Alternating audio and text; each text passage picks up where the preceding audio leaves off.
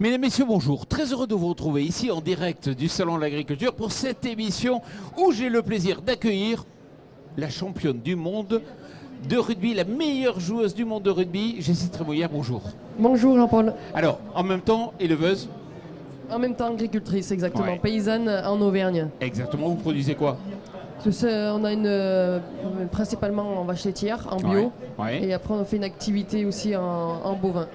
À côté, c'est le champion du monde du Made in France, Arnaud Montebourg. Bonjour Arnaud. Bonjour Jean-Paul. Je suis très heureux de te recevoir ici dans l'émission chaque année et c'est un plaisir. À ma gauche, Stéphane Boutarin. Bonjour. Producteur Bonjour, de d'ail. Et D'ail du de bon. la Drôme. Et du bon. Et il est venu avec d'ailleurs pour montrer un peu et en parler. Alors, ce qui est intéressant, c'est que Stéphane, lui, il est agriculteur dans sa région, qui est la Drôme. Et il a plein de gars qui viennent d'autres régions de France, qui ont la quarantaine, qui changent, c'est ça, de vie. Et tu Oui. en as un petit peu marre parce qu'ils te font la morale. Alors en fait, il faut resituer, la Drôme est un très beau département avec sur la vallée haute de la Drôme un côté beaucoup plus bio. Alors le bio c'est très bien, c'est fabuleux. Par contre, on a une partie des personnes qui viennent s'installer avec des convictions très très fortes en nous expliquant que nous, agriculteurs du départ, on est des nouilles et qu'eux, avec 2, 3 hectares, 4 hectares, ils vont pouvoir vivre, ils vont pouvoir faire plein de choses absolument fabuleuses. Alors, de ça, j'ai rien contre qu'ils puissent vivre et qu'ils fassent leur métier et qu'ils gèrent leur passion. Il n'y a aucun problème avec ça. Par contre, ce qui me pose problème, c'est leur conviction qui pensent que l'on doit tous tenir. Et le bio, j'en suis convaincu de son évolution, mais je suis convaincu aussi que le bio ne vivra que s'il y a le conventionnel à côté. Il faut les deux pour l'ensemble du marché. Et pour donner la meilleure valeur au bio, il faut qu'il y ait du conventionnel à côté qui puisse tenir la route, en ayant toutes les autres capacités. Et moi, ces personnes-là, à un moment donné, elles me fatiguent parce que d'une part, une partie s'épuise et ne reste pas forcément. Et du coup, on arrive avec des situations dramatiques dans les rapports humains que l'on a avec eux, avec cette partie de la vallée, où on a des moments très compliqués sur la gestion de l'irrigation, sur la gestion du loup, sur la vision des marchés. Et ça ne devient pas possible d'avoir une vision d'avenir. Oui, mais Stéphane, t'es pas ouvert. On a besoin de bras, de cerveau dans l'agriculture. Il va falloir accepter des gens qui viennent de l'extérieur. Mais Et ton épouse vient de l'extérieur en plus. Exactement, mon épouse vient de l'extérieur. Mon épouse travaillait en chambre de commerce pendant 16 ans. Elle a commencé comme prof d'anglais. Elle a fini directrice des gestions en accompagnement d'entreprise. Et puis, côte à côte, on a développé un projet et on s'est mis à transformer cet ail blanc en ail noir qui est pour la gastronomie. Mais je ne dis pas que ma femme est meilleure que les autres, encore que. Mais par contre, la volonté de ce développement-là était construit et il était fait il est fait pour avoir une vision d'ensemble et de s'accorder avec l'ensemble des gens. Et on se refuse à vouloir sectoriser les choses. On a besoin d'ouverture autant dans l'agriculture que dans l'entreprise et dans les territoires, mais il faut rester ouvert, il faut qu'on puisse travailler main dans la main et pas chercher à empêcher l'autre de faire ce qu'il veut. Arnaud, toi, tu as été ministre et l'agriculture, ça t'intéresse. En 2000, la première entreprise, les amandiers. 2018. 2018, 2020, la glace, la mémère. Tu es arrivé dans l'agriculture, tu n'as pas été bien accueilli au départ. Je suis un IMA, non issu du monde agricole, comme beaucoup de Français qui s'intéressent à l'agriculture, mais je l'ai abordé à travers le modèle économique, en ayant la volonté de le transformer et partager mieux la valeur avec l'agriculteur avec qui on s'associe. Donc évidemment, quand on a commencé à planter des amandiers, je me souviens la première réunion avec la section cantonale de la FDSEA Du Vaucluse. dans Ouais, le Vaucluse, ouais. les gars ils ont dit « Monsieur Montebourg, il y a un loup, la mariée est trop belle ». On leur a dit « Vous allez voir ». Ils nous ont pas cru qu'on pouvait imaginer que l'agriculteur, pour une fois, ne travaille pas gratuitement. Ils étaient même méfiants. Ils étaient même soupçonneux. Ouais, soupçonneux. C'était du boniment de vieux politiques. Et en fait, on l'a fait. C'est-à-dire que, depuis la nuit des temps, l'agriculteur, il est payé quand il a sa récolte, depuis le néolithique. Et nous, on a dit, on veut vous payer pour entretenir, faire pousser l'arbre sans récolte pendant 5 ans. Parce que s'il n'y a pas d'amandier, c'est parce qu'il n'y a pas de récolte pendant 5 ans, ou en tout cas 6 ans presque même. Donc nous avons dit on va payer le travail de l'agriculteur avant la récolte, puis après la récolte aussi, en fonction de son rendement, de ses résultats. Donc on a changé le modèle économique et on a aligné l'intérêt du distributeur, du transformateur que nous sommes sur l'agriculteur en nous associant. C'est-à-dire qu'en fait, l'agriculteur est à 51%, nous on est à 49%. Donc le financier, le transformateur, le distributeur, l'agriculteur, ils sont ensemble, ils gagnent leur vie ensemble tous. Ce qui, en transformant, est devenu un modèle qui intéresse évidemment d'autres filières maintenant. Ouais, mais c'est vrai que ça fait un peu louche, le gars qui arrive en disant... C'est sûr qu'au début, ouais, ils nous ont pas cru, mais je vous annonce quand même que nous avons planté 500 hectares, que nous en avons 400 à l'étude. Il y a eu 3250 déclarations de candidature dans le Midi, Occitanie et en Corse. Que Arteris, première coopérative du Midi, 1 milliard de chiffre d'affaires, 25 000 agriculteurs, viennent s'associer avec nous en entrant dans notre capitale. Donc nous sommes associés avec 25 000 agriculteurs. Pourquoi ? Parce que c'est un modèle de diversification et qui permet de partager la valeur avec l'agriculteur, donc il gagne correctement, sérieusement sa vie, raisonnablement sa vie. Voilà, donc l'agriculteur ne gagne pas sa vie, ça ne marche pas, c'est ce qu'on a accepté. Et on a vu 20% de la surface agricole utile non exploitée parce qu'il n'y a pas de successeur, il n'y a pas de nous. Voilà. Donc le modèle économique pour nous, ça répond un peu. J'aurais voulu être en face de vos voisins ou nouveaux collègues agriculteurs dans la Drôme en leur disant la question du modèle est fondamentale. On ne s'installe pas en agriculture si c'est pour faire de la permaculture avec le RSA. C'est pas sérieux. Vous voyez ce que je veux dire ? Tu vois ce qu'il veut dire ? Ah oui, je vois très bien. Je vois très très bien. C'est ce qui se passe parfois, n'est-ce pas ? Mais oui, mais c'est ce qui est dommage parce que c'est ce qui gaspille l'identité territoriale. Aujourd'hui, ah oui, toi tu vois une rivalité sur les terres, c'est ça ? Ou sur l'identité ? Mais sur l'ensemble. Parce que les terres, elles vont, elles viennent. Aujourd'hui, elles sont à moi. Demain, elles sont à un autre. Voilà, la propriété, elle est quand même mouvante. Mais c'est l'identité générale et c'est la gestion politique. Aujourd'hui, le monde agricole ne tient plus tellement bien dans les mairies et dans la gestion générale politique territoriale. Et du coup, on a beaucoup de ces gens-là extérieurs qui viennent gérer tout ça. Et c'est très problématique pour arriver à se comprendre et à se parler les uns les autres. Et pour avoir une vision d'avenir, à ma vision à moi en tout cas, sur l'agriculture de demain. Alors c'est vrai que la Drôme, c'est un département un peu particulier quand même. Peut-être un peu particulier. Il faut dire.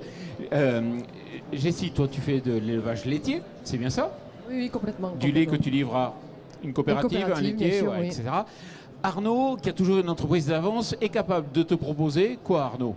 De faire des glaces si elle le souhaite, c'est-à-dire transformer la matière elle-même et la vendre évidemment plus cher. Voilà, alors effectivement on a différents reportages, c'est un éleveur laitier qui peut-être au début il croyait pas, je sais pas, et qui nous quand on l'a vu était totalement convaincu. Nos éleveurs ils sont contents, ils ont le sourire. Bon, explique un peu le modèle et comment ça se passe. C'est le même modèle qu'Acompaysamment, on s'associe avec un agriculteur éleveur laitier pour l'exploitation de l'activité de transformation de lait. Donc nous finançons les investissements, donc on évite la dette à l'agriculteur, on assure le débouché, on évite le risque commercial et on le forme, on évite le risque technique. Et par ailleurs, nous payons le lait 80 centimes à la sortie du tank à lait, puis ensuite le lait transformé est vendu à un très bon prix qui permet à l'agriculteur, grosso modo, quand il tourne à pleine vitesse de croisière, de gagner environ 50 000 € par an. Voilà. Mais là-dedans, il y a 3 emplois qui sont créés, donc la famille, etc. Donc puisque tu arrives avec un petit labo que tu mets à côté de l'élevage. Des containers qui sont prééquipés, qu'on loue à l'exploitation. Alors c'est un autre métier, attention. Il y a l'agriculteur qui avec ses vaches, ça reste l'activité principale.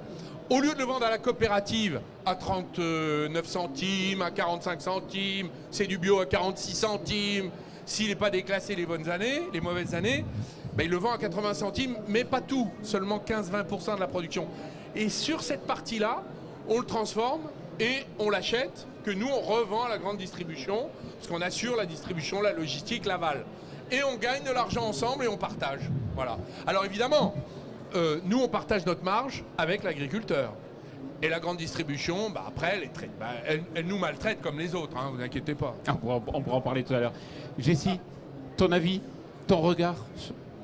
J'aime bien l'idée, mais moi, faire des glaces, il n'y a pas de souci, mais je peux pas me dédoubler, je peux pas traire mes vaches, je peux pas. On a 280 hectares de SAU. Voilà, c'est de la manœuvre, c'est trouver un salarié, il faut le trouver avec des compétences, ça demande de la logistique. Donc moi, il n'y a pas de souci, les idées, tout le monde a des bonnes idées, mais après, quand on est sur le terrain, c'est vraiment autre chose. Voilà, il y a mon frère qui est sur le GAEC, il y a mon papa et moi. Je me lève à 6h30, je rentre chez moi, il est 8h, 8h30, donc je peux pas avoir 4 bras, 4 jambes et 2 têtes. Donc voilà, faisons des choses que on peut assurer quotidiennement sur la ferme. La vente directe, ça demande beaucoup de boulot, beaucoup de compétences, parce que certes, oui, on est agriculteur, mais la vente directe, c'est de la commercialisation, c'est faire un réseau, c'est tout un cheminement. Et ça devient de plus en plus compliqué avec les marges aussi qu'il peut y avoir entre l'agriculteur et après on fait de la caissette en vente directe à petite échelle parce que voilà, les frais d'abattage, les frais pour l'atelier de découpe, ça demande du temps. Je passe de 5h du matin, je finis à 15h, je fais une journée non-stop, le soir il faut que j'aille à la ferme, donc voilà, ça demande énormément de boulot. Donc c'est des bonnes idées, mais malheureusement on est en manque de main d'œuvre. Et le rugby ? Le rugby, c'est autant prenant que la ferme. Faut faire aussi des concessions. Les entraînements, c'est 3 fois par semaine avec des séances de muscu aussi que je dois faire quotidiennement. Donc voilà, c'est des journées où le soir, je vous garantis, je dors très bien la nuit. Hein. On verra peut-être après alors la période. Ce qui est intéressant, c'est qu'il y a deux mondes qui se côtoient aujourd'hui et qui va devoir se côtoyer de plus en plus dans le futur. Comment on arrive à rapprocher justement la rencontre entre tous ces mondes, ceux qui sont issus du secteur agricole, ceux qui viennent hors secteur agricole et qui arrivent dans le secteur agricole? Entre gens intelligents, on arrive toujours à trouver une solution. Le syndicalisme, c'est une chose que je loue parce que ça rend service et c'est intéressant, c'est important, mais au-delà du syndicalisme, se retrouver autour d'une table, essayer de communiquer. Il faut être patient. Nous, agriculteurs de longue date, il faut qu'on soit patient avec les nouveaux arrivants. Et eux, il faut qu'ils soient ouverts d'esprit pour arriver à ce qu'on puisse arriver à se côtoyer et petit à petit arriver à mieux communiquer. Ça se fait en face de moi, je l'ai. Et au bout de quelques années, on arrive à mieux communiquer, on arrive à s'entendre et à se comprendre aussi. Mais si on peut gagner du temps, c'est bien. Il faut rester le plus ouvert possible à toutes les possibilités. Le schéma, il n'y a pas un schéma agricole. Il y a des possibilités de changement, d'évolution. L'agriculture a sans cesse évolué, sans cesse relevé l'ensemble de ces défis. Ce que l'on reçoit aujourd'hui comme leçon du gouvernement et autres, de voir l'environnement, ça fait des années qu'on le voit. Les problèmes d'eau, on les a vécus avant eux. Et la vision de sauver notre terre pour qu'elle reste fertile, on le travaille depuis longtemps. Alors c'est long, les changements c'est long pour nous, agriculteurs, c'est long pour le consommateur aussi. Pendant longtemps on nous a dit le consommateur veut des labels, des IGP, veut une sécurité alimentaire. Quand on lui fournit au premier pied de travers, il va consommer de produits d'importation et ça ne lui pose aucun problème. Donc en effet, les évolutions, c'est long pour tout le monde. Il faut donner la chance à tout le monde pour y arriver.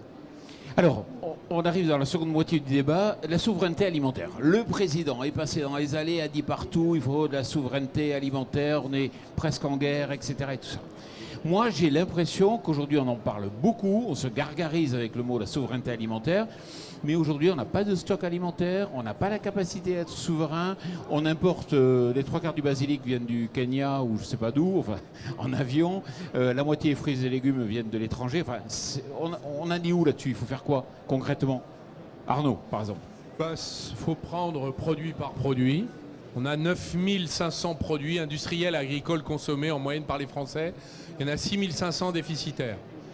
Et il faut les remonter un par un. La tomate, qu'est-ce qu'on fait? Le poivron, la courgette, l'oignon. Je ne prends pas ces exemples par hasard. Ça, c'est l'exemple de la ratatouille. Il y a eu une note du commissariat au plan signée par M. Bayrou. La reconquête du commerce extérieur. Elle a pris l'exemple de la ratatouille.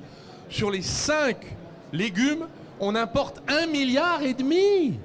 Donc on ne sait pas produire, nous, pays de cocagne, l'oignon, la tomate, le poivron, la courgette, l'aubergine. Bon, donc, quand je vais aller voir là, tout à l'heure le président d'Interfel, que je l'avais vu il y a 2 ans, je lui ai dit qu'est-ce qu'il faut faire pour remonter les fruits et légumes. Il m'a dit, on a des plans d'investissement dans les cartons, mais personne ne veut financer. Les banques, nous, on ne peut plus. Les dettes, ça va, on en a assez, c'est bon. Nous, on est prêt à augmenter, mais qui va nous financer tout ça? Il n'y a personne. Donc, il faut un plan d'investissement méthodique et partir des exploitations qui savent faire et augmenter la production à des prix compétitifs, c'est-à-dire les prix d'aujourd'hui. Et comme le volume va augmenter, les prix vont pouvoir être tempérés et modérés. Il n'y a pas d'autre solution et il faut accepter de se planter. C'est pas grave, il faut se battre. Et se battre, c'est reconstruire. Il faut faire la même chose dans l'industrie. Voilà. Il faut faire confiance aux hommes et aux femmes qui travaillent sur le terrain, qui savent faire. Donc c'est pas la peine d'envoyer des technocrates pour faire des grands plans. Il faut juste trouver la relation de confiance dans des exploitations agricoles pour réinvestir chez eux. Il va falloir que tu balances. Pourquoi? Tu as été à Bercy. Tu as mis en avant la marinière, le Made in France, etc. Tu as été aux commandes. Pourquoi c'est pas descendu? Pourquoi X années après, on en est au même point? D'abord, on a fait beaucoup de choses. Je suis parti avec 34 plans industriels. Malheureusement, ils ont été abandonnés. Aujourd'hui, 10 ans après, à 10 ans de perdu. Et pourquoi ils ont été abandonnés? Mais parce que la politique, c'est pas bien ce qui a été fait avant. Moi, je mets un point d'honneur à monter des politiques transpartisanes. Je faisais ça. Avant, c'était Estrosi. Ok, même si Estrosi, il n'a pas fait que des mauvaises choses. Donc, reprenons ce qui a été fait. Puis, avançons et construisons. C'est comme ça que la filière nucléaire a réussi à survivre. Et qu'aujourd'hui, c'est l'outil de notre indépendance énergétique. On est passé pas trop loin du... Mais ça va. Le boulet est passé à côté, mais on l'a. Et elle a 220 000 emplois. Voilà, et elle exporte. Alors je vous arrête tout de suite parce que le boulet, on l'a pris en pleine tête quand même. Moi, j'ai les factures d'électricité à payer, je ne suis pas le seul. Et le boulet, on l'a pris. Non, mais ça, c'est l'Union européenne, c'est pas la filière nucléaire. Non. C'est le marché européen qui nous indexe sur le gaz. Et le gaz, nous, on n'en a pas. C'est les Allemands qui l'importent de Russie. Une règle idiote, pourquoi on l'a signée d'ailleurs, cette règle? 1996, ça posait pas de problème. Aujourd'hui, il faut la remettre en question. Je fais partie de ceux qui disent qu'il faut la remettre en question. Les Espagnols l'ont fait, les Portugais l'ont fait. Donc pendant ce temps-là, vous avez des entreprises qui descendent, qui coulent. Ils ont des factures délirantes. Le patron de Michelin a déclaré, devant 300 personnes à Clermont-Ferrand, dans votre région, il a dit... ma facture, c'était 250 millions. Maintenant, c'est 1,2 milliard. Encore 6 mois comme ça, je déménage Michelin hors de France. Donc, il va falloir quand même que nos dirigeants s'en occupent. Stéphane, et puis Jessie. Alors, je vous reprends sur 2-3 petites choses, Arnaud Montebourg. Quand vous parlez de sortir le chéquier pour aider Légumes de France ou autre, pourquoi pas? Mais ce n'est pas un problème d'argent, c'est un problème de réglementation.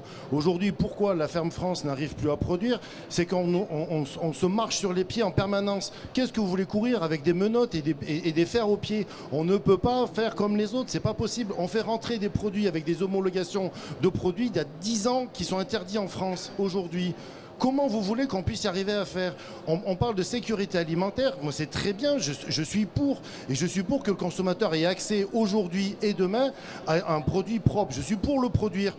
Mais je veux qu'il y ait ce produit qui est mal fait ailleurs, arrête de rentrer chez nous et arrête de rentrer à des prix trop bas. C'est impossible. On est capable en France de vous faire une ratatouille fabuleuse à pas cher. On est capable de vous produire du lait, on est capable de vous produire des vaches fabuleuses avec des viandes, avec des parfums géniaux. Vraiment, on est capable. Meilleur peut-être que les Japonais.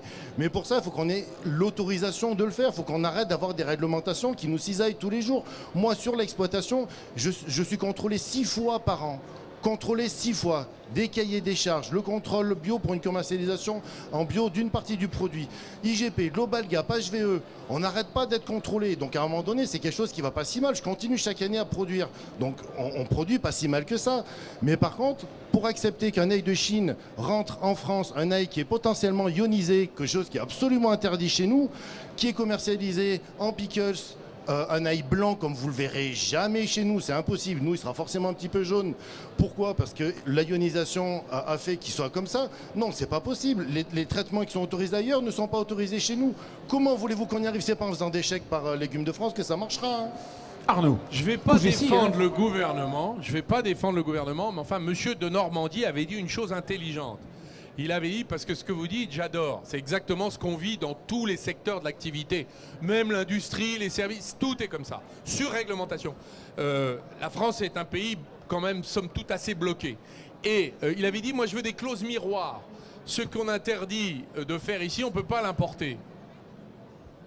Y en a-t-il? Où ça? On l'a pas vu encore la couleur. Hein. Ouais, et pourquoi on n'a pas vu la couleur? Bah, je vais Alors, téléphoner à nouveau, monsieur de tu as- Normandie. il va Tu as nous été dire aux manettes, pourquoi. c'est quoi? C'est l'administration qui freine? C'est la décision en haut? C'est quoi le... Écoutez, je me souviens qu'à un moment, il y avait eu je me souviens, j'étais au gouvernement. On parlait de simplification administrative. Le Premier ministre avait dit maintenant on va simplifier, il faut enlever toutes ces réglementations. Moi, c'était l'industrie, je n'étais pas dans l'agriculture. J'avais demandé à tous les préfets, les services extérieurs, remontez-moi toute la jérémiade, voilà, tout le monde se plaint, qu'est-ce qu'il y a? Il y avait 500 règles. On est passé, j'ai dit très bien, je vais aller à la réunion interministérielle présidée par le Premier ministre pour défendre les 500 règles à supprimer. Il me dit, ah non, vous n'avez pas le droit d'y aller, monsieur le ministre, c'est réservé aux fonctionnaires et c'est le directeur de cabinet du Premier ministre qui dirige. Ok, d'accord, mais il me faut mes 500 règles. Et à la fin, il en est resté 5 sur les 500. Pourquoi? Parce qu'il y a des intérêts partout et la fonction publique et les administrations ont intérêt à ce que ça reste en place. Pas trop. Ça. Et donc, la conséquence de ça, c'est qu'il faut repolitiser tous ces problèmes. C'est-à-dire qu'il faut des dirigeants politiques qui prennent ces questions en main eux-mêmes et pas le confier à des administrations qui ont des intérêts administratifs et qui ont des intérêts, y compris de présence sur le terrain. Quand il y a des règles, il y a des gens pour les faire appliquer. Le problème, c'est le temps que ça dure, tout ça, le temps que ça se fasse. On aura flingué non seulement l'agriculture, mais on aura flingué même l'industrie. On aura surtout découragé beaucoup de Français. On va finir l'émission en parlant rugby. Alors, c'était bien le match la France, là, ce week-end? Et malheureusement, j'ai pas pu le voir parce que je joue à 15h donc, avec mince. mon club. Bon, on est bien parti quand même, là. On s'est fait peur un peu, on se rassure un peu, non? Oui, on s'est fait peur contre l'Irlande. Après, c'est la meilleure équipe mondiale, mais voilà, elle vise aussi le Grand Chelem. Ils se sont un peu rassurés sur l'Écosse. Après, voilà, ça va être 2 grands matchs qui vont arriver. Ils peuvent prétendre à gagner le tournoi, mais voilà, ça va pas être évident. Hein. Ouais, il y a la Coupe du Monde, hein, il faut qu'on soit au... Oui, il y a la Coupe du Monde. On voit que les joueurs jouent énormément avec les clubs. Malheureusement, on perd Anthony Gelon qui s'est blessé gravement sur ce match. Donc, en espérant que les grosses blessures vont s'arrêter ici et qu'il y aura une bonne osmose sur la continuité. Hein. Et bravo les filles. Oui et non. Je Voilà, comprends pas. Vous n'êtes pas arrivés, mais oui, quand même. L'objectif, c'était prétendre au moins une finale. Ça fait 4 éditions qu'on finit 3e, qu'on perd la demi-finale. La Coupe du Monde, voilà, on a fait un remake des années précédentes. On perd en demi-finale et on rejoue cette 3e place. Donc, on avait le potentiel et l'équipe de faire au moins de battre ces All Blacks, d'aller en finale. Malheureusement, ça s'est passé à 2 points près. Et on rejoue une 3e place, donc un peu de déception parce qu'on visait quand même une place de finale et après ça se joue sur un match. Bon, en tout cas, nous, on était derrière vous et vous nous avez fait plaisir. Voilà, merci bien. Merci. Merci à vous, merci Arnaud d'être venu ici débattre de ces questions. Merci à vous, le public. Et merci à vous pour nous suivre comme ça au travers de votre écran. À bientôt.